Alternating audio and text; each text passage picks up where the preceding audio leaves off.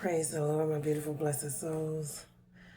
I am back with another word. I have been out and I was enjoying life. There was a lot going on, but I'm going to read this word and we're going to get into it. It's a lot that I need to cover, and I'm hoping that it's going to be a blessing to you all.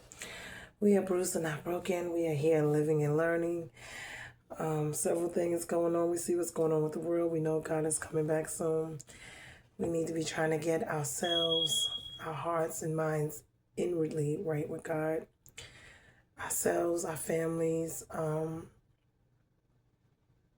It's an inner thing. And all of the hindrances, the blockages that have been blocking us or keeping us from Him having the relationship He wants to have with us and the one we're supposed to have with Him and with each other and with others and our children and our families.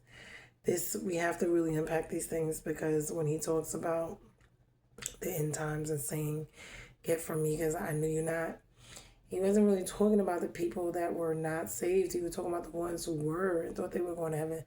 So there's a lot of stuff going on in the body of Christ, whether it's, we see it in the pulpit, we see it in the churches, we see it in our own lives, we see it, nationwide, globally, whether it's on the news, it's in the media, it's online, whatever. And it's just a lot going on. So we need to be really seeking God and checking our relationship temperature. Are we really living like He wants us to live, loving Him the way He wants us to love Him, each other, and ourselves? And I would say no, we don't know that. It's an ongoing process. It's a daily process, because God has to teach us how to love Him, and He has to show us by loving us how to love Him, because we don't. And then from there, it has to go out. And so it is a process, because all of the other stuff that's already inside of us, He has to get out in order to, clean out all the rubbish to plant new seeds. So this is a process. I'm going to read what March 22nd word is. It says overwhelming worry. And a lot of us have a lot with everything that's going on in the world today. A lot of this is going on, but I just want to read it and I'm going to get into the word. Overwhelming worry. Where can I turn when worry overwhelms me? Jesus' words suggest 3 questions you can ask yourself when you start to worry about something. 1, is it important? Many of our anxieties evolve around issues that are even less important than food and clothing. 2, is it helpful? Worrying is useless. In fact, it's usually counterproductive. 3, who is in charge? God is in control, and your Heavenly Father delights to meet your needs. As you ask and answer these questions, your anxiety will diminish. So God's response to all of this, because there's a lot going on in the world and within our own lives. He says, I tell you, don't worry about everyday life, whether you have enough food, drink, and clothes. Doesn't life consist of more than food and clothing? Look at the birds. They don't need to plant or harvest or put food in barns, because your Heavenly Father feeds them, and you are far more valuable to Him than they are. Can all your worries add a single moment to your life? Of course not. Your Heavenly Father already knows all your needs, and He will give you all you need from day to day if you live for Him and make the kingdom of God your primary concern. Matthew 6:25 through 27 and verses 32 to 33. And it says also in Psalms 55:22, give your burdens to the Lord and He will take care of you. Now we're going to get into it, because that says a lot with everything that's going on in the world. I think the last video I made was talking about balancing our lives and, codependency and all these other things, and just trying to figure out how to be saved here on earth, to live a godly life where we're able to live here but not be of here. Why? Because that is so important. And, trying to map out how to do that. So with that, we have to go back, because in order to figure out how we got here and how to move forward, we got to go back to where we started. Now, most of us, we don't understand this, we don't even know this, but our home lives, that's what the codependency is about, has a big platform or playing in when it comes to how we see life today. And when I say that, Whatever you learn, whether you thought you did or you didn't, is, usually how your life, it plays a big part in how you are today. Now, a lot of this comes from dysfunctional families, dysfunctional situations. Some of us, some of it is more dysfunctional than others. And it depending on what that looked like. Now, I'm not saying this to bash parents, to bash households. Because we pass these things on. Remember, they're curses, they're this, they're that already in the bloodline. We see them showing up, popping up. We're going to talk about it from the spiritual and natural realms. We're going to talk about how it's going to affect all of our lives, every aspect of our life. Because we want to see it in, how it affects us here. And as well as what goes on in the spiritual realm. So we're going to take a look at these things. I'd like to start off with, I ended with codependency because most people are codependent, whether they realize it or not. Now, codependency, we're supposed to be codependent because we're supposed to depend on God. That's the way He made it, for us to depend upon Him. And so that's where we mess things up, because that hole that is in us is supposed to be where He goes first, and then everything else comes after. But we tend to fill it with these other things. And that has a lot to do with how we grow up, what we think of our lives, of ourselves, and all of these things, our environment, our parents, whatever things we went through. And whether it was trauma, it was good, it was bad, it was never all one or the other, because we have a mixture. So this is not to bash the parents, and we tend to pass things down. They got it from their parents, whether they realize it or not, and so do we. Now, the one thing I wanted to get started talking about was from codependency, which is dependency upon people, places, and things, and replacing God with these people, places, and things. Whether, like I said, is money, power, fame, whatever it is you're chasing in your life. And this is where chasing these things, and God says, seek ye first the kingdom of God and His righteousness, and all these things shall be added unto you. And this is why a lot of times either we become great, successful in one area and major fail in the other. And this is where the imbalance is, because the gifts of God is at no sorrows. The blessings of God has no sorrow. So when we're doing these things, we're doing them on our own. This is how it ends up that way. You'll be excelling in one area. Let's say you're very powerful. You have companies, you have money. But then your family life is sucking, your marriage, your children. This is how that plays out. So that's just an example. So like I said, we want to get into the codependency is basically being dependent upon people, places, and things. This is why you see most people cannot be alone. They cannot be without being in a relationship, or there's certain things they cannot be without. Whether it's drugs, whether it's whatever, they're addicted or dependent upon something. And this is how they start. Now, something in their life got them to this point, and whatever it is, like the little kid that was picked on, they may grow up to be a bully, or he may grow up to be, the one who is extremely, like a bodybuilder or something like that. Why? Because this is what they want to do, to prove to themselves from everyone in the past and all this other stuff, whether they do it knowingly or unknowingly. This is what this is about. So we're going to discuss these things. Now, rejection, because this is where it starts. Now, whether rejection started intentionally, unintentionally, in the womb, because it can happen in the womb.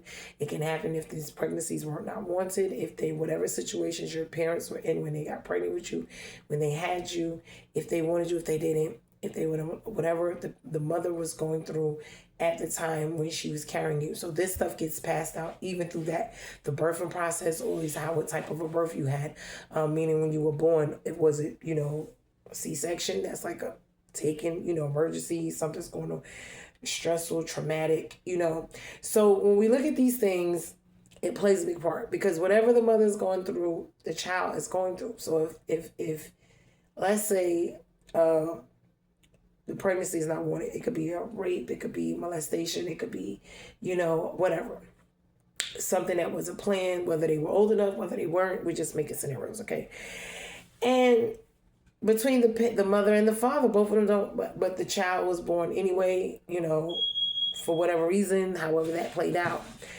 But the child would already have known on their womb that they were not, and whether the spirit of rejection, or just the fact that the parents, because that's putting curses on your kids, so you reject them. And so you bless and curse your kids either as well, whether you know it or not, knowingly and unknowingly. So when this type of thing's happening, it just automatically gets passed down. So we're going to talk about rejection, roots of rejection, these different things. Rejection is one of the deepest wounds a person can carry. And when you say healing, deliverance, restoration, this is what we talk about, because when we're talking about grief, worry, fear, anxiety, doubt, resentment, unforgiveness, low self-esteem, rejection is one of the main ones, and this is from relationships, this is codependency, this is, in every aspect. So this is a root system, that we're going to talk about. Now, there's roots of rejection, the manner and timing of conception, that's in the mother's womb, birth trauma such as cesarean or other trauma, a baby not being bonded to his or her mother, being an adopted child, being ACS custody, all those type of things. Factors in the family home, like I said, the dynamic. Problem caused by teachers or schoolmates, that could be another one, being teased, hereditary rejection, whether it's just something that's there that hovers, and a lot of times these things will hover around them and follow them throughout their life. Self-rejection caused by one's own attitude, and multiple causes in later life, meaning different things that can happen. So now we're going to look at some of the fruits of rejection, which is being avoided, being slighted, cold shoulder, denial, disapproved of, ignored, invisible, overlooked, neglected, rebuffed, refused, repelled, shunned, spurned. Then it also goes into self-protection, because a lot of times when these things happen, we'll go into self-protection mode. And it's a fear and defensive mechanism to counteract rejection. So this is how this person's mind is thinking, and this is why this stuff is so complex, because it gets to be a situation to where after this is going on for so long, they finally figure out, the mind or the body kicks in and it does this to protect itself. So when that happens, then they alter their minds and everything becomes a threat. So now this is where, when you're getting into relationships, how they think and how they operate, this is going to play major factors, depending on their triggers and what goes on with them. We don't know people until we're with them. And I usually tell people you don't know people until you live with them. So you can have self-rejection, which is inward behavior, anxiety, worry, anguish, apprehension, constant sense of guilt, sense of being wrong, sense of unfulfilled desires, despair, depression. These are things that, kind of disappointment, fear of failure, fear of others' opinions, feeling of disgrace and humiliation, feelings of loss, grief, sorrow, hopelessness, inability to accept praise, inability to communicate, inability to cope with tasks, the I can't mentality, inadequacy, inappropriate assumptions, inferiorities, the sense of being lower than everyone else. These things happen, whether it's, something they intentionally do or not. Infirmity, sickness, or physical disabilities, because remember, this affects everything. Insecurities, intense unhappiness, isolation and pain of being alone. That's one of them. Lack of confidence, of course, loneliness, low self-esteem, negativity, pessimism. Oh, wow. Negative self-image, the belief that I am worthless, panic attacks, perfectionism, performance, meaning, and perfectionism is because a lot of times in this world is really based a lot of that. Refusal to communicate, sadness, seeking to please, meaning people find they needed to find favor with everyone, self-accusation, self-condemnation, sense of needing to be punished, sense of no way out, shame, wrong expectations. So a lot of these go with rejection. Now, then there's rebellion. Now, rebellion can be addiction, anger, aggression, aggressive attitudes, aggressive reactions, argumentativeness, arrogance, bitterness, control, defiance, fighting, foul language, hardness, harshness, legalisms. That means, lust, occultisms, pride, rebellion, refusing comfort, refusing to receive affection, rejection of others, rejection as the strong man, stubbornness, swearing, skepticism, stubbornness, unbelief, vengefulness, and violence. Now, rejection is the opposite of acceptance. So it's like, and when we're giving and receiving, we have to both be in, thank you, Holy Ghost, a place to receive. And a lot of times people who are rejected don't know how to do that. So they're usually on the giving end and they're not knowing how to receive. Why? Because this is how they, a lot of times. And then there's the prenatal rejection, which I was talking about. This could be happening in the womb with the parent, the mother, when she's carrying the child, depending on what's going on. It's abandonment, being accident prone, attempted miscarriage, birth trauma, clumsy, contemplated abortion, attempted abortion, right? Because that will go along. Depression, emotional sensitivity, fear of abandonment, fear of life, highs and lows in life, meaning that roller coaster thing we talked about before. Inability to cope, instability, life threats, mood swings, pain, rejection in the womb, of course, shutdown, sullen, triggered, meaning different types. You could be angry, it could be depression, untimely conception, unwanted conception, vulnerable. So that way that comes from. Why? Because that would have a lot. So if your parents had you and they weren't ready to have you, this could be actually happening or following you, or it could be someone put this on you. There's different things that go on, but I just wanted to go over that real quick. Now, with that becomes, remember, a lot of times you have the fear, the doubt, the worry, you have the grief. And the grief behind it, I just want to go into the grief because this is something that we do not talk about, and there's stages of grief, and we're going to talk about that as well because we want to see this from where it is. Now, I'm going to get back into that, but I just want to go over the grief real quick, and I'm going to put this to the side. The grief, meaning we don't really go through grief processes the way we need to. We don't mourn. This is a part of healing, deliverance, and restoration. We need to. Grief. Abortion, bitter anguish, cruel, crying, depression, double-minded, heartache, heartbreak, hopelessness, manipulative, overwhelmed, regret, remorse, sadness, self-centeredness, self-pity, selfish, sorrow, spirit of death, intent to take life before God's appointed time. So that could be like suicides. Time of agreement or oath is made, wallowing spirit, and weeping. So now we're going to look more into this situation when it comes to the rejection. We're going to go back to this and we're going to get into it. Why? Because these things are so important, because a lot of people who are saved are sitting around with a lot of these things in their hearts. And this is what produces these seeds, and this is what makes them so harsh, so angry, although they're saved, although, whenever it comes. And this could just be regular people as well. And we got to understand that there's reasons behind everything that's going on. And we're gonna get into it. So rejection is one of the deepest wounds, like I said, and we're gonna talk about rejection, and we're gonna walk through it as it ties to us in our lives. This may be something we may need to sit down and ask God to help us with, to remove out of our lives, and to really mourn it. We're going to walk through rejection as ties to mental, emotional, physical, financial, and spiritual lineage. The layers that remember, we're not. This is not a diagnosis. We're just here to help you understand what it is like. Rejection, how it feels, is overwhelming effects of your daily functionings in your life. Mental health professional can offer you more support that goes way beyond what I can provide, but I'm just going to, briefly go through this. So mental layer, rejection rewires the mind. This is why this is so, we were talking about how all of these things affect us. This is one of them. Rejection teaches the mind to anticipate abandonment. So when we pessimistic, this is what this is about. Doubt its own worth. Overthink every interaction. Expect disappointment. Question whether love is real. Assume people will leave. This creates fear, doubt, worry, anxiety, and trust issues. See, this is what all of this. Now, when we're looking at the world, we're looking at life, and we're looking at all of what's going on, this is very much so happening. We see this. And then it comes the cage. The cage is to keep, the love out, and to keep all of the anger, the bitter, the grief, the disappointment, the word, that's like all that inside. So it becomes a tomb. Rejection becomes the lens through which the mind interprets the world. See, this is how we look through the lens now. Emotionally, rejection wounds the heart. Emotionally, rejection creates grief for what was missing.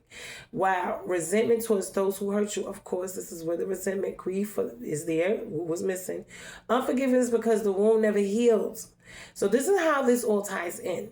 Bitterness from repeated disappointment, fear of vulnerability, emotional shutdown. Codependency, seeking validation externally. This is what we do. And codependency is not just it's people, places, and things. Remember that. Rejection becomes the emotional blueprint for relationships. So when you think about these things and you think about what goes on in the world and what we're dealing with, especially when it comes to relationships, whether it's on the job, whether it's with our homes, our spouses, our children, this is what is going on. A lot of people are having triggers. They're having these things that they don't know what's going on and they don't know what it is exactly. And they're just reacting because they're not able to sit down and dig and find out what is really going on with them. Physical layer, remember, we live in a world where it's work, work, work, and all this, and this is why stuff like this is going on. The way the world was set up, I talked about it in Let's Make a Slave. I talked about it in a lot when it comes to, the world and, Lucifer, Satan, the devil, and his kingdoms and systems. Now, the physical layer, rejection lives in the body. Chronic emotional pain affects the body. Remember, we discussed this. Rejection can contribute to anxiety symptoms, tight chest, racing hearts. Stress hormones staying elevated, weakened immunity. We talked about this. Inflammation, fatigue, sleep disruption, tension in the stomach, shoulders, and jaw. The body remembers what the heart couldn't release. A lot of times also to people who have a lot of bowel problems, remember that also is from not being able to release to being always up under the fight or flight. And we notice that there's a lot of that going on nowadays. And it has to do with the food. It has to do with a lot of things. Just wanted to put that out there. There's certain things that go on that when you're always in a fight or flight state, it will automatically have your body, whether it's pressure or other things, high from all of this that's going on because these are high stress levels all of the time. Your body's not supposed to be in fight or flight mode all of the time. Financial layer, rejection shapes self-worth. Rejection often creates low self-esteem. Most people have it, whether they are honest about it or not. Fear of taking risks. Fear of failure. Yep, staying in jobs beneath your potential while accepting less because you expect less. Wow. Financial codependency. Scarcity mindset, meaning I don't deserve more. And rejection becomes a financial ceiling. And this is how people are not able to elevate. And it has a lot more to do with other things as well. We're going to get into it. Spiritual layer, rejection distorts identity. Spiritually, rejection whispers you're not enough, you're not wanted, you're not alone, or you're alone, you're unworthy, you have to earn love. Remember that earning love, because it's transactional, this is what everyone is with this love thing right now, and it's so embedded in us, we even act like this towards God. And this is serious. This is why we have to really be looking at the thermometer of our relationship. Because God doesn't require to earn this love, because we can't. And we shouldn't be asking that of other people as well. But our flawed love, this is what we go through. This is what this is. This creates doubt, fear, anxiety, difficulty trusting, feeling disconnected from peace, and feeling unworthy of restoration. Rejection becomes a spiritual identity wound. Whoo, child. So, lineage layer. Rejection is often inherited. Rejection really starts with the person who feels it. It often comes from emotional, unavailable parents. Now, we're not going to bash and blame, but yes, they do play a part. And they probably went through this too. We're going to talk about that in a little bit. Parents who were rejected themselves. Generational abandonment. Family patterns of silence, right? Trauma that made love inconsistent. Remember that silence is a big one because a lot goes on in families and it's pushed under the rug. Nobody wants to talk about it. A lot of these things, from molestations, rapes, to all kind of stuff, abuse, mental, emotional, physical, financial, verbal, whatever. Symptoms that devalue your lineage. Cultural norms that suppressed emotion. Survival mode that left no room for nurturing. Those are deep. Systems that devalue your lineage. So if that is what's, whether it's in the natural and the spiritual, whether it's in your home or it's in the world, that's it is what it is. Survival mode that left no room for nurturing. Exactly. Across generations, rejection becomes inherited low self-esteem, inherited distrust, inherited emotional distance, inherited fear of intimacy, inherited codependency, inherited wounds around worth, and rejection becomes a generational echo. Those are really deep. Because when it comes to intimacy and when it comes to different things, when we look at our relationships, this is why a lot of us, when it comes to being with other people, with a lot, we really need to have some help. We need some healing. We need some deliverance. We need some restoration. God has to do it. How rejection connects everything. This is how we named it. Rejection is the root that feeds. It feeds what? Fear. I'll be hurt again. It feeds doubt. I can't trust myself or others. It feeds worry. What if they leave? It feeds anxiety. I'm not safe emotionally. It feeds resentment. Why wasn't I chosen? It feeds unforgiveness. They never made it right. It feeds low self-esteem. I'm not enough. It feeds codependency. I need someone to validate me. Rejection is the wound. Everything else is the symptom. Whoa, that is deep. Now, the deeper truth is rejection is not proof that we're unworthy. Rejection is proof that someone else was unable to love in the way that we needed. Rejection is not our identity. Rejection is our injury. Rejection is not our destiny. Rejection is our starting point for healing. We are not the wound. We are only the one who we are the ones who finally accepted it, saw it, and see the wound, and finally has awareness to heal it or to work on trying to heal it, because only God can really. Okay.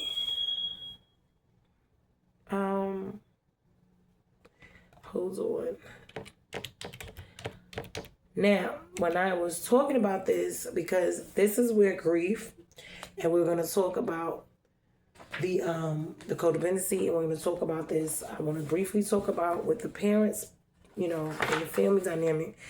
One, because you can't give what you don't have, okay? And this is what we're angry with our parents and ourselves about. This is where the forgiveness comes in at, because we can't give what we don't have. And if your parent didn't have it to give, if they didn't receive it themselves, they can't give it to you. And so this is something that we need to really be looking at. Okay, mentally, the mind that learned to protect itself was rejection, fear, doubt, anxiety, and low self-esteem. It shaped how the mind thinks. What really happened mentally? Rejection teaches the mind to expect abandonment. Fear teaches the mind to anticipate danger. Doubt teaches the mind to question its own intuition. Anxiety teaches the mind to stay on alert. Do you see how this affects? Expect abandonment, rejection. Fear teaches the mind to anticipate danger. Doubt teaches us to question its own intuition. Anxiety teaches the mind to stay on alert. That's that fight or flight all the time. Low self-esteem teaches the mind to shrink. Codependency teaches the mind to attach safety to others. That's the codependency part. How healing begins mentally. Rebuilding inner safety. Rewriting internal narratives. Learning to trust your own voice. Separating past wounds from present reality. Your mind is not broken.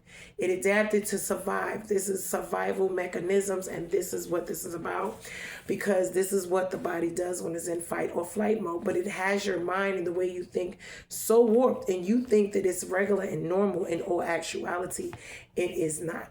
Emotionally, at the heart, carrying generations of pain. This is where the grief, resentment, unforgiveness, and rejection live.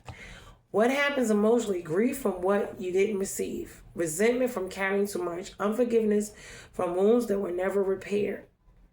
Bitterness from repeated disappointment. Rejection, wound shaping attachment. Codependency forming from emotional neglect. These are serious issues. So we're listing them, we're seeing them, and this is the best time for us to look within ourselves so we can get the help that we need in whatever capacity that is. This is not even just talking about one area, because it could be drugs, it could be whatever. This is where we are, starting from the beginning.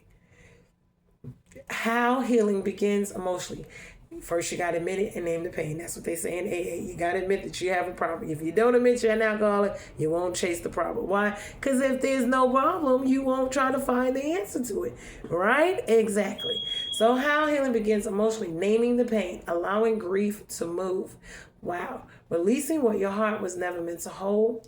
Learning emotional boundaries. Rebuilding trust slowly and safely. Your heart is not cold. It's tired from carrying too much. It could be hard too. Remember, we're supposed to be strong, not hard. That's that callous heart. That's what God said. You have to give us a new heart, new mind, because these type of things.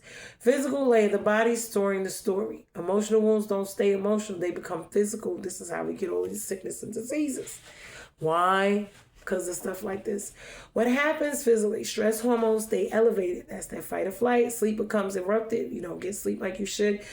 Immunity weakens, because of it. Inflammation rises, muscles hold tension, fatigue becomes chronic, appetite and digestion shifts, the body feels unsafe even when you are safe. See? How healing begins physically, meaning rest, nourishment, grounding, breath work, gentle movement, releasing stored tension. I would say, praise, worship, ask God to help you.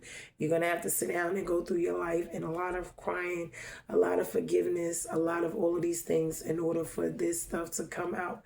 Your body's not failing, it's signaling what needs healing. Financial layer, your worth, your safety, and your survival. Rejection, low self-esteem, and codependency shape financial patterns as well. This is how we get folks marrying for help and not for love. Why? Because they're desperate. What happens financially? Fear of instability, staying in jobs beneath your potential, accepting less because you expect less, financial codependency, scarcity mindset, anxiety around money, difficulty trusting opportunities.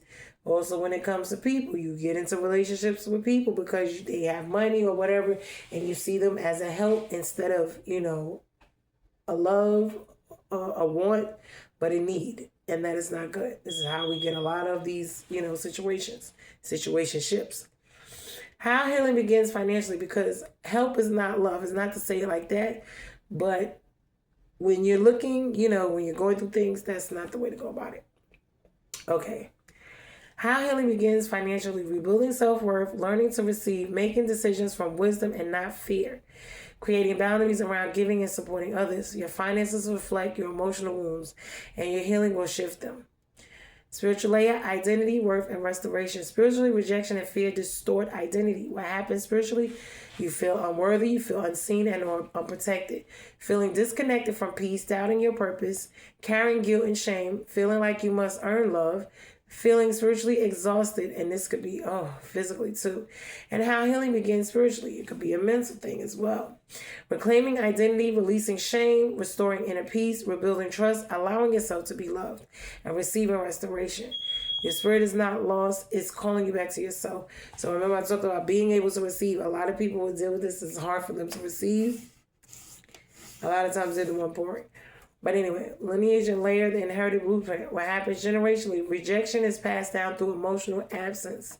Fear is passed down through trauma. Anxiety is passed down through instability. Doubt is passed down through broken trust. Low self-esteem is passed down through oppression. Codependency passed down through imbalance. That's what I'm doing. We got to get it balanced in our lives. Unforgiveness passed down through unresolved wounds. Grief passed down through silence. Resentment is passed down through over-responsibility. How healing begins generationally: naming the patterns, breaking emotional cycles, releasing inherited burdens, creating new relational norms, and becoming the turning point. That we're no longer going to be repeating the lineage, but we're going to rewrite it. So, integrated ARC, healing, deliverance, restoration. When all these patterns rise at once, it means you're in a healing season, you're in a deliverance season, you're in a restoration season. You're in a lineage shifting season. This is not collapse. This is transition. This is not punishment. This is awakening. This is not the end. This is the beginning of your restoration. Everything we listed is healable. Everything we listed is understandable. Everything we listed is connected. And none of it is our identity, meaning it is never your fault particularly. But what we're going to look at is when you talked about the bitter, the grief, the worry, the fear, the doubt, trust issues, all of these things. A lot of times, love unknown and self-esteem, meaning you don't know who to love, how to love, when to love. That also brings in the two things. One, anger and grief. We're going to look at anger and grief because, as you can see, these things co-mingle. A lot of stuff, we have enablers. Because a lot of times there's situations where people are unable to do certain things, and we're going to get into that. A lot of times these things are buried, they're ignored, and they're unrecognized. A lot of times people don't see these things. Why? Because they're in the family dynamic, they're so woven in, it's normal. So no one thinks it's different. Until you deal with other people. This is why when you get with somebody and usually they're different from you, this is where the clashing goes. Dysfunction and misery. This is what it sends a lineage of this going down. And it replays these things over in your mind. Your whole life and the way that you're thinking of from the beginning, like I said, when it comes to this, we got to think about the parents and we got to think about how all of this, started with them because, people show love in different ways. Now, my dad showed love by working. He was a workaholic. He made money. But he wasn't there. See? So you got the finance stability portion, but you don't have the emotional attachment really because they're not there. So now this is usually what happens. And it's not that he wasn't giving love, because he told me he never felt like he was he said he felt like he was a good provider, not a good father, because he provided well. But he wasn't a good father because he wasn't able to be there, which is understandable. This is why we have to look at these things from this point of view. And this is why we have to give each other grace. We do. And this is where, because I struggle with a lot of these things for a long time. And God is really helping me with these things. And that's why I'm sharing it, because it is my duty to share, because I have to. I'm going through it. I don't know who else is going through these things out here in this world. And whatever is, the way the love language is the way people show how they love. And everybody's love language is different. And this is why it clashes, because if you didn't grow up with that person and you don't know them and their triggers and what goes on with them, then you wouldn't know that that's how they show you love. You would think that they're buying you stuff and that's the way they show love. But if that's not where you see love and that's not how you want it, that's not your love language, you would reject it. And this is why I talk about being able to receive, because God was telling me I have to be able to receive. If you're always on the giving end, you have to be on the submitted, let your pride and ego, so you can receive. And you have to receive what the people have for you. You see what I'm saying? And this is where that comes in. So this is a lot. But okay. And when it comes to the love tanks, because I want to get to the love tanks, depending on how and what was going on in your parents' lives, everyone has a love tank, and you start out either on full or on empty. Now, if your parents started out and they weren't on full because they were already dealing with their own family dynamic, then they were pouring from a cup that wasn't even full on their own. Their love tank wasn't full if they lived in dysfunctional households. So when they made you and poured into you, they couldn't give you what they didn't have. So they gave you what they had, okay? And this is where we must understand people will give you what they have to give, and they can't give you anything outside of that. And a lot of times these great expectations and these, and then they got all of these so-called, what you call them? What do you call them things?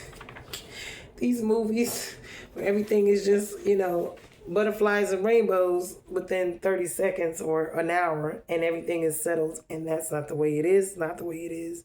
It's not the way life is, the way love is, or anything of that matter. Now, God was dealing with me about church hopping, about, our walks with God, and, even feelings of anger, bitterness, depression, desires to seeking revenge, try to hurt people, try to do other things. Because a lot of times this is where that comes from: resentment, anger, worry. So when we look at these things, we got to ask God to help us with our hearts, because unforgiveness is one of the main things that I see is one of the main things that we're messing up with. And the love and being able to love each other no matter what, because even in the church, because God is able to forgive, and he forgives us, and he forgives us all, even no matter how harsh and terrible it is. And this is the truth about it. And so we have to find a way to do this, but we have to get healed first, because our hearts is not going to let us do it until we do. Now, me personally, my head is hard as a brick, and so is my heart.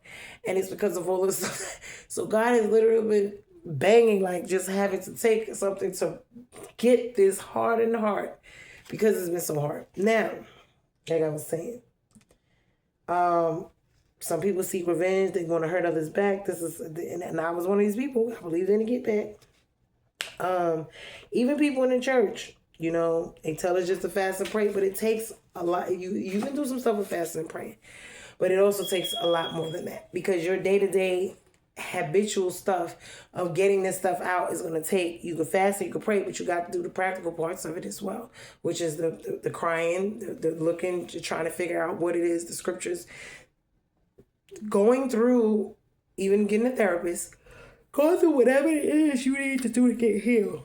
Meaning, God can heal you just like that, don't get me wrong.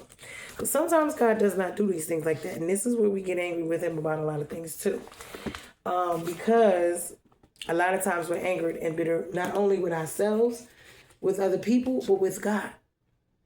And these are blockages in our relationships with each other and with him. So now we're going to talk about the grief part. Because until we get to grieving, we have to go through the full stages of grief. And the reason that we have to do that is because we have to grieve for everything that was done. And it takes time. And it won't be a one-night thing. And the reason we have to do this is to get the anger, to get the bitterness, to get those roots out. We have to cry about it. We have to go through the full stages of it. This will take away the anxiety, the fear, the doubt, the trust issues. This would help us, the low self-esteem, all of these things, the fear, even when it comes to God. Because even when I walk with God, we have these issues. We do. And depending on where we are in our walk and what is going on, because I'm going to tell you, when you have lived a life, I can't even explain to people how hard.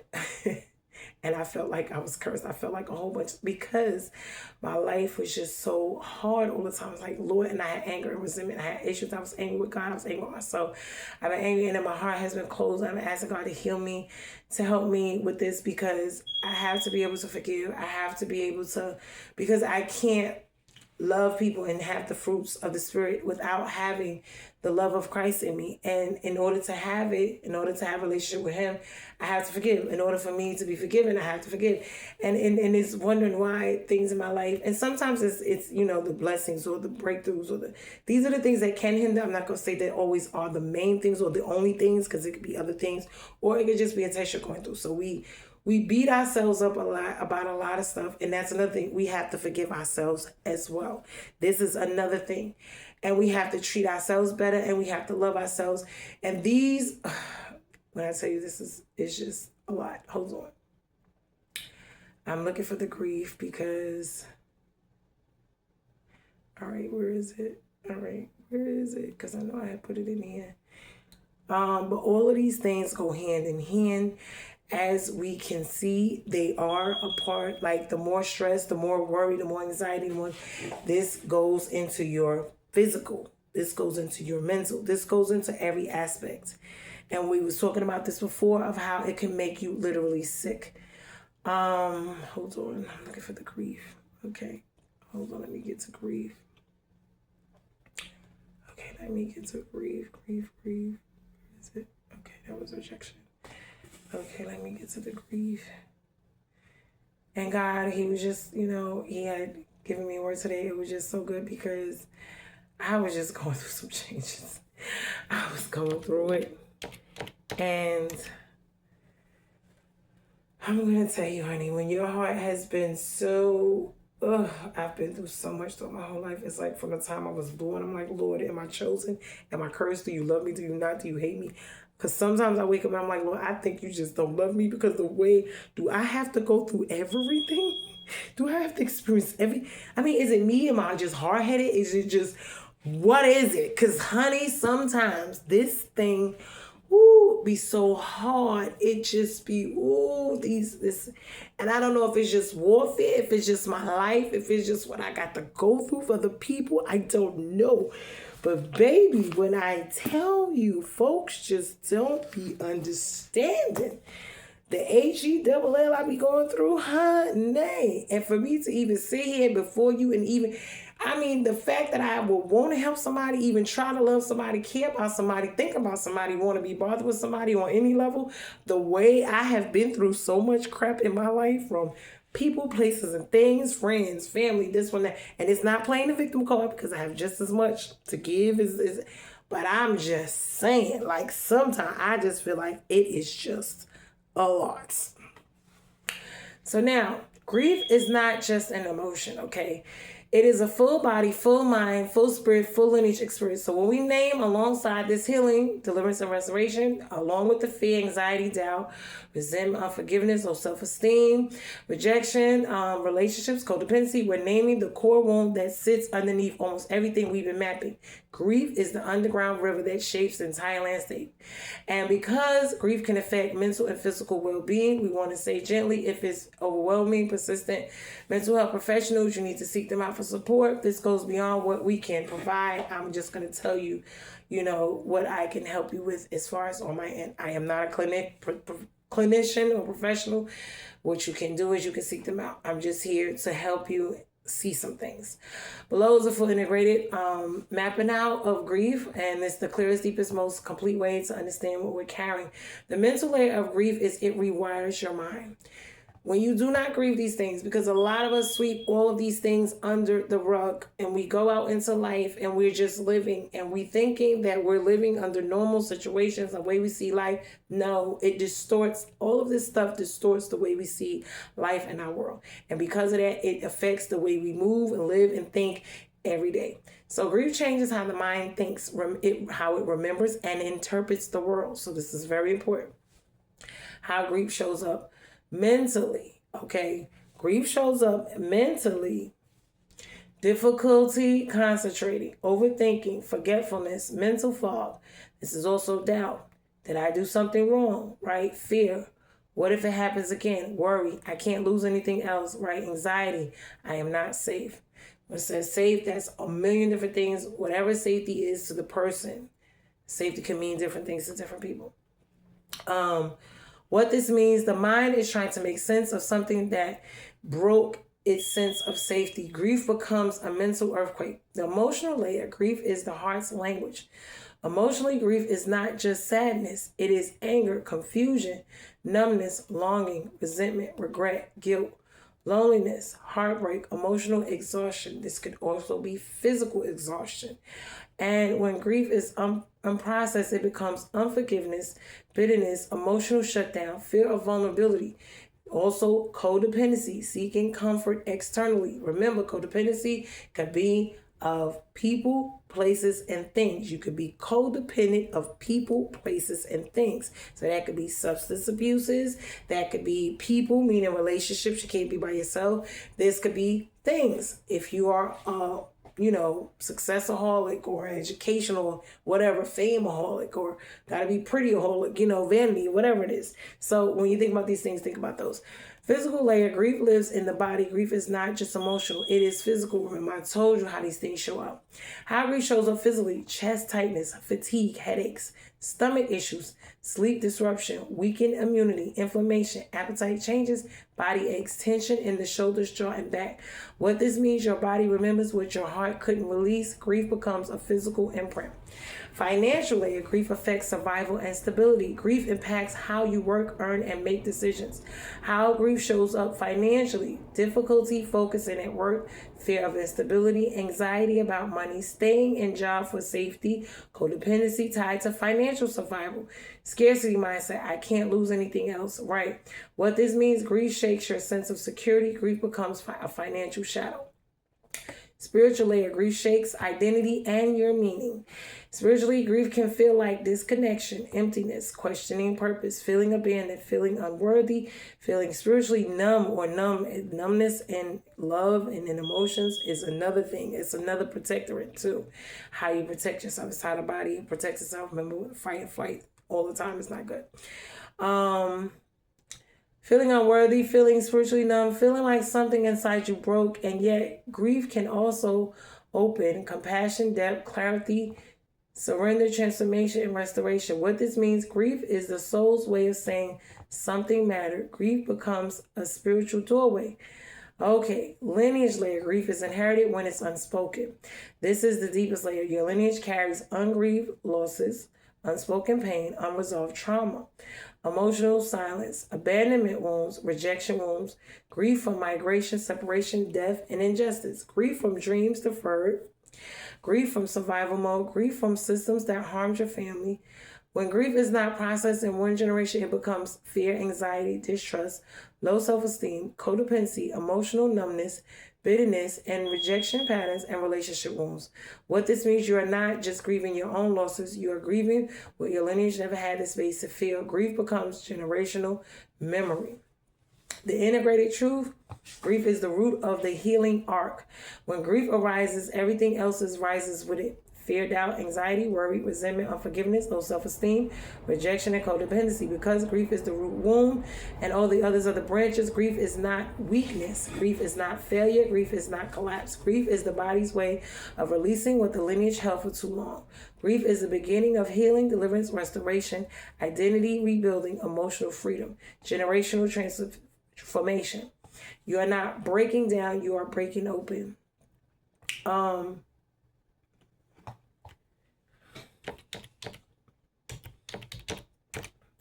now I want to get into it's 5 stages as well of grief. So mental layer, grief rewrites the mind. How grief shows up mentally: foggy thinking, overthinking everything, doubting yourself, expecting loss, fear the next blow, anxiety as the brain's new baseline, difficulty focusing, feeling mentally heavy. What this means, your mind is trying to protect you from more pain. It learns to anticipate loss because it experienced too much of it. Grief becomes a mental survival strategy, and sometimes it gets to the point where you only think bad thoughts. And the enemy loves, remember the battlefield of the mind, he loves to play with those little soul wounds called demons that like to talk to you. This is where that comes from. Emotional layer, grief is the heart's language. Grief is not just sadness, it is heartbreak, anger, numbness, longing, loneliness, resentment, regret, and guilt. Emotional exhaustion and physical exhaustion as well. And when grief is unprocessed, it becomes unforgiveness, bitterness, resentment, fear, vulnerability, codependency, rejection, wounds, and emotional shutdown. What this means, you've been carrying losses and your body's been carrying losses, or your heart has been carrying losses and never had the safety or support to feel. Meaning grief becomes an emotional armor that's to protect it. And support systems are very, very important with a lot of things. And this is another thing that we in our community especially, we don't have a lot of, and we need to change that. Physical layer, grief lives in the body. Grief is not abstract, it is physical. How grief shows up physically: we said tightness of chest, fatigue, headaches, stomach issues, sleep disruption, weakened immunity, inflammation, appetite changes, and tension in the shoulders drawn back. Financial, we already did that one. Focus, difficulty, focus. Okay.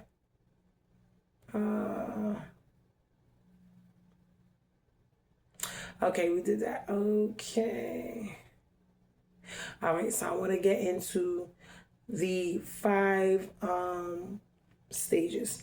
Now, until you go through all of these stages, and then they're going to go back and forth, and it's going to take time because grief can be, like I said, it could be for different things and whatever it is. Now, grief has 5 stages. Grief is anything that you have lost. It could be people, places, and things.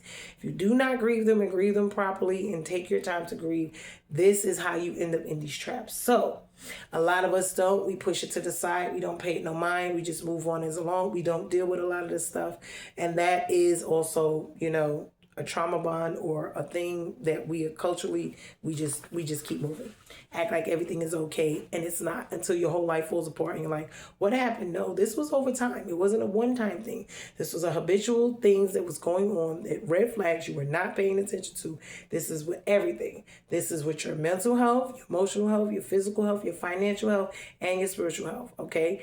This is all of this. When you do not pay attention to the small little stuff, then guess what? The little foxes become big deals. So 1 is denial, 2 is anger, 3 is bargaining, 4 is depression, 5 is acceptance. Remember, these are the 5 stages of grief. That means loss of anything. Whatever it is you lost and you did not grieve it, you did not grieve it properly, and all these years you've been backed up, you might want to sit down and do it. So now, this is loss of people, places, and things. Remember, first stage is denial. This is the numbness feeling, the disbelief, the immediate, this is a mistake. It helps with the shock, right? Because it's the first mechanism. It's something that happened. It's disbelieving. It's a shock. So your body goes into fight or flight mode. So it helps you by what? Numbing you. Now, you don't want to stay numb, but you will go numb. This will be also with people, places, and things. You won't feel like that. You go through but you have to go through the process. You can't skip the steps. Why? Because you want to eventually be able to feel again. And a lot of us don't want to feel because we like the fact of not feeling. Why? Because it protects us, but you can't stay there. And you have to come out of that shell, and you can't just stay hidden, and you gotta love, and we're gonna get into that. So that's denial. You don't skip the steps. One, you have to overcome. Don't ignore or avoid what happened. You don't have to be happy about it, but you do need to, acknowledge it. Now, this would happen. This is the first stage. It happens quickly in denial. Then you have anger. You could be angry with yourself. You could be angry with God. A lot of us, you're angry with others. This is where the blame game comes in. Your life is unfair. Why me? Why did this happen to me? Why did you do this to me? What did I do to deserve this? Then you do comparisons to other people and other lives. This is so when people say they don't compare, they don't have jealousy, envy, a lot of times, yes, we do. And it's in pride and ego. It's in different areas, different aspects, but yes, we do. So this is now, for this one with anger, trying to forgive is, how we're going to remedy. Learn to forgive without an apology. Why? Because a lot of times you won't get one. And it requires empathy and patience. And those are, so you have to figure out a way, whether you get an apology for what happened or not, how to be able to move on. Why? Because sometimes you will, sometimes you won't. That's just, and you can't live your life on that. So 3 is bargaining, looking for hope. If this can be reversed, meaning this is what the bargaining is, you're going to go back and forth saying to yourself, can we reverse it? You're going to negotiate. You're going to make commitments for a miracle, for feelings of neglect or regret, guilt, shame, and self-blame. This is where the bargaining thing is. And then for that, you would have to forgive yourself, accept it, and know that it's done and you can't go back, and learn to grow through it. Because, that's where that control and all that stuff, the codependency with the control, we're going to get further into that, because those disorders, the narcissism, all those different things, OCD, those PTSD, those are control issues. That's for people who do not know how to not be in control. And it is a reason for that. Why? Because these things here. This is where that stems from. So they don't feel safe if they're not in control. And this is what that's about. And everyone is safe in their own stuff. It could be different things. And that's why when you get with people, when you're in relationships, we don't know who, what, when, where, how, and why. And this is why getting to know people is so important, and being honest. Because people can make, have lives if we can help each other, understand each other from whatever, your triggers are, and whatever, sets you off in certain areas that I may not know of, somebody can say or do that I don't even know it's a bother or issue to you, you see, but it would send you into different space in your mind, and it would shut you out or make you, act funny towards me. This is how this goes. But this is a learning thing, because we all look at life differently, and this is why and how. Depression is the 4th one. This is deep sadness. This is the worst stage. It is numbness. It's withdrawn. It's lack of interest in things, meaning you not have any interest in anything. It's heaviness and sadness that comes with loss. And this is the part where there's like no light at the end of the tunnel. So for a while, you just kind of, and you can go back and forth between these stages. So, at any given time. But you want to do the full amount. You want to go through it fully, completely, because that's where your healing is going to be. Now, to counter it, you must be gentle with yourself, and you must show yourself some grace, because that's how, and give yourself some time, because none of this is going to happen overnight. Acceptance is number 5. Coming to terms of making peace with the situation, being able to live and deal with it, and to move on with life. Not saying that it didn't happen, not saying that it doesn't hurt, but learning to live with it and deal with it, and just moving forward with your life. This takes time. So when it comes to people, a lot of people are living, but they're dead. And this is in every aspect of their lives, because are you really living? We're walking around here and we're just going through the motions. And this is also with your relationships. This is with people, places, and things. So this is what you want to pay attention to, especially if you have a lot of numb feelings and you don't have, because I went through that a lot. I have a lot of that, and I have to ask God to help me with that, because it's after a while, when certain things happen, you get numb. You don't have any feelings, but that's your body protecting you. And so you have to ask God to help you with these things. And this is people in the church and out of the church, because there's a lot of people sitting in the church, and this is why they're so angry, mean, and bitter. And this is why when you come in there, they're looking at your little skirt, and it's a problem, and you can wear a burlap sack, and these men are going to be watching you anyway, and they'll try to sleep with you and whatever else, and then it still will be a problem. But I'm going to get to that too. This will be people, places, and things, meaning cars, homes, cities, states. When you think about, what is going on with your life, you cannot heal with the same people, places, and things, jobs, careers that you were hurt at. Usually you have to take a break, get away, and go do something that's so when we look at these things, we have to pay attention. And in the end, we have to forgive, and get rid of, well, a lot of this is ungodly soul ties anyway, because we are, a lot of times some of these things are not even like, I would say if it's like a place like home, city, states, and things like that, maybe your job or career, those things are very much so replaceable. Relationships, depending on what they are, can be a little tricky. If it's someone you lost, or if it's, depending on how that roll, it could be a little tricky. But anyway, for the most part, I had wanted to get through that. Now, we always want to be getting our hopes up and moving forward in different directions. So we always want to end on a good note, so where we're going to be moving forward in life. We're going to be looking forward to different things. But I just wanted to make sure everybody knows this is what this is about. We're going to get more into codependency because, like I said, this is a lot with this. This is like the soul wounds of demons. This is like this, the delivery. This is all. Now, mind you, God He is the one. He is the tool. This is where all of this comes in at. We have to have God to help us do these things. But hopefully this will give you something to actually get started working on, because like I said, I myself, honey, I was in here asking God. Okay, so we're going to lead in this on a good one. When you're tempted to doubt, tempted to give up, tempted to call it quits, choose to believe instead. I'm going to tell you, because a lot of times when things get rough and hard, I'm going to tell you, when it comes to people, places, and things, especially relationships, sometimes it's for us and sometimes it's not. Sometimes we have to let things go. We can't make people love us. We can't make people keep us. Love is a choice, like a people's choice, whatever. You cannot control people, places, and things. You can only control you and how you deal with it. And the more you get to understand that, the more better off you'll be. The less great expectations that you put on people or have with them, the less idols and altars and stuff that you have put upon, these people, places, and things in your heart. That's why seek ye first the kingdom of God instead of these things, because these things will hurt you.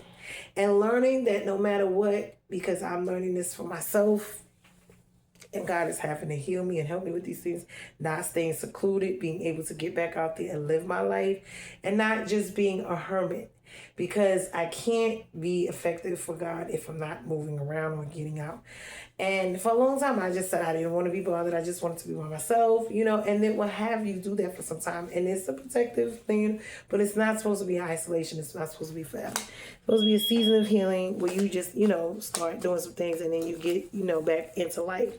You don't want to stay in the depression or the grief too long, but you want to have time to get it. And like I was just saying, when it comes to certain people, places, and things, you have to, gauge yourself. You can't heal around the same people, places, and things that hurt you. And God is showing me, different things with that. So I know I was trying to say something and I missed it. I went over it and I'm like, it was one more thing. Let me look at this, because I know. Oh, the quitting part.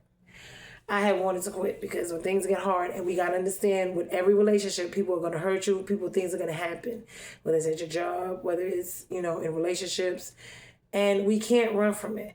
And so I kind of been running or not wanting to do, and it's just like, God is like, well, you have to actually love people. You actually can't be numb. You actually have to get out there and do certain things.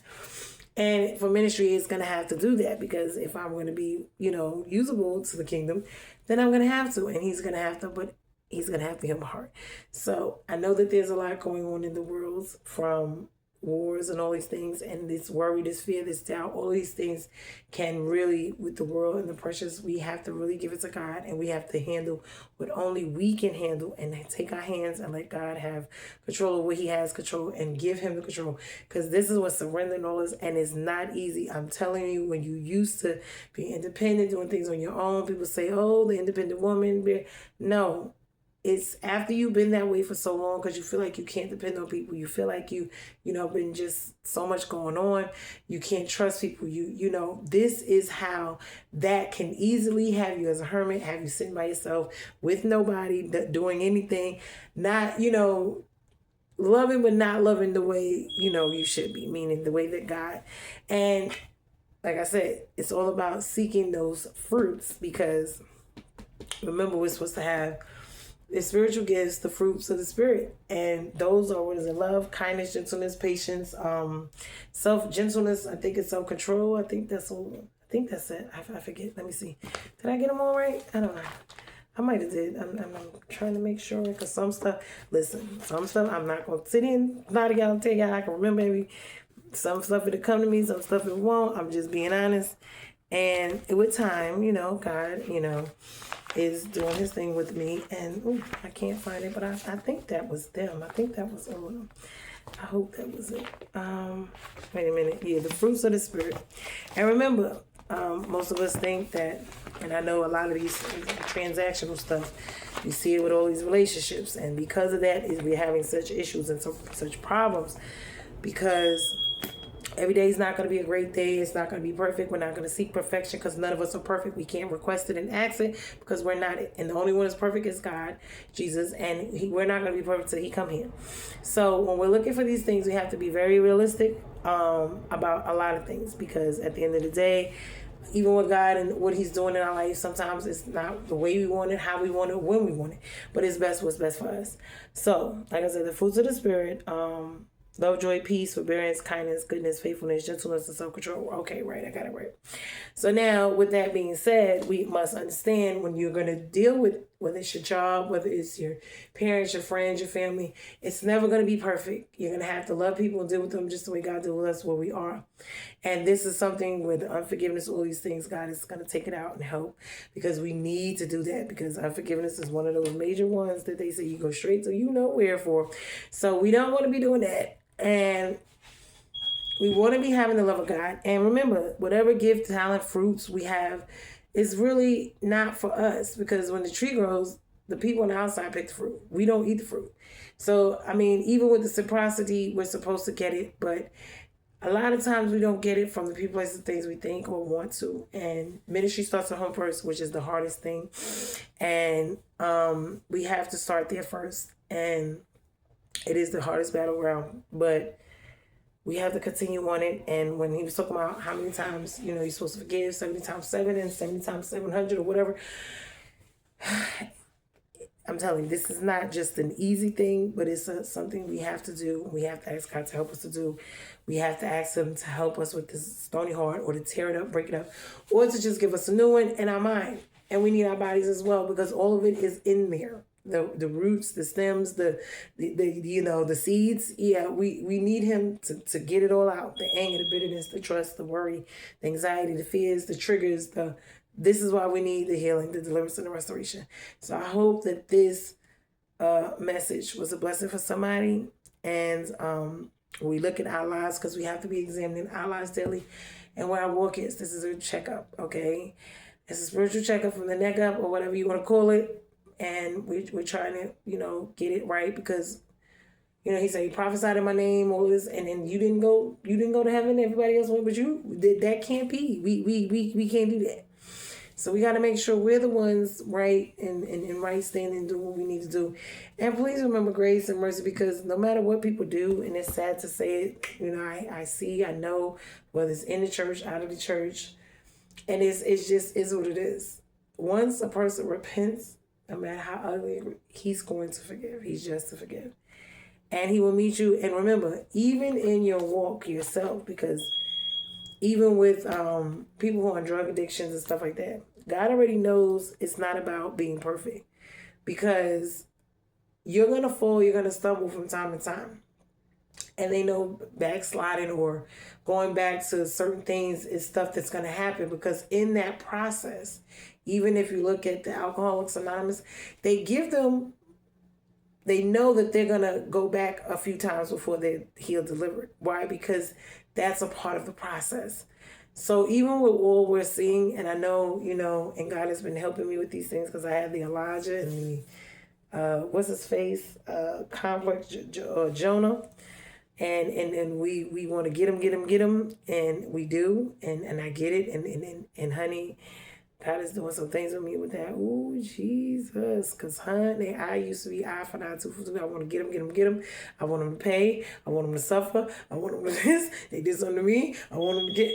And God is like, well, if that happens, then you're going to get that too. So this is how this goes. Because remember, whatsoever man soweth, that shall he also reap. It goes all ways, every which way. You get your lick back, God gonna get the last lick back. You gonna be the one he get it. Whoever got that last lick, God gonna get you. That's gonna be the one that he gonna get the lick off of. So we have to be careful.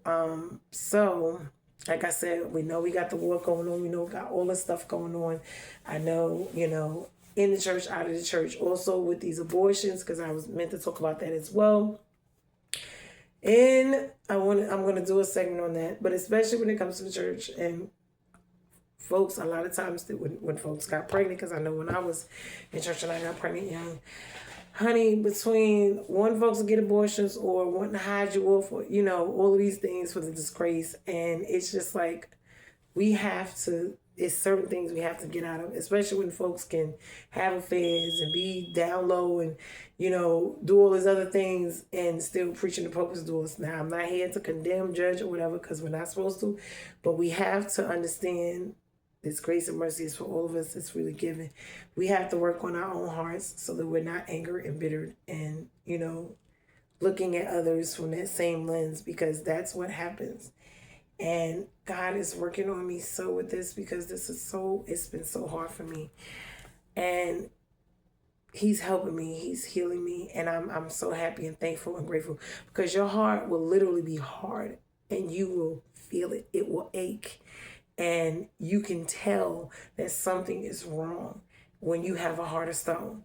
And then when it comes to your mind and your health and your issues, you will also be able to see, feel, and tell that as well.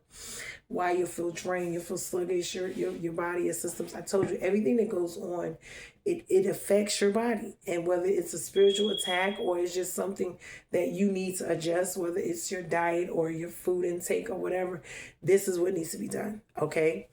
So I love you guys. We are bruised and not broken. And I hope that this message was a blessing to someone and whoever is out there, because I know God said that folks are out there and they're going through these things and no one's talking about them and no one's really getting into it. And we need to get into it.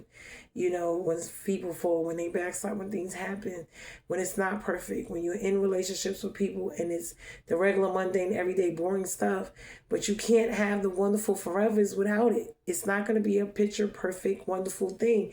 And if you're only going to be there when it's good, that's a problem, because there's going to be so much regular, boring, mundane than just wonderfulness all the time. And this is what this is about. And that's what I walk with God, and that's what I walk with each other. And this is what it is. So I love you. We are bruised and not broken. Like, share, comment, and subscribe to this channel. And I hope that this word and this message was a blessing and a healing journey for somebody to sit down and really analyze their lives and get the help that they need. Because depression, suicide, all of these things, low self-esteem, all of these things are real. And giving yourself love and forgiveness and grace and mercy as well, because a lot of times we beat up ourselves. Yes, we have to take accountability, responsibility, but we beat up ourselves a lot for what goes on. So like I said, like, share, comment, subscribe. Bruised and not broken. If you'd like to be a blessing to me, I have in my description box my Cash App information, I believe. If not, that's fine. It's not something that I require. But if you would like to be a blessing and donate, it will be a blessing to me and my family. If not, that is fine. God is still my provider. And like I said, in order for you to not be rejected, meaning you want to be blessed, you have to be open in order to receive. So a lot of times our blockages come from that as well, when we're not open to receive. And when I say that, your heart is not open, your mind, your love, all of these things, you're full of doubt, worry, fear, anxiety, this will block the blessings. Why? Because it has to be open for you to receive it. It could be pride, it could be ego, it could be all of these things, because you're thinking the pessimistic way. So I hope this was a help, because like I said, it's very important. And we need to know so we can help each other with these little trinkets. We're trying to live here and not be of here, and really have a relationship with the Lord It's not perfect. We can't earn our way in the natural. We can't pay our way in the spiritual or the natural.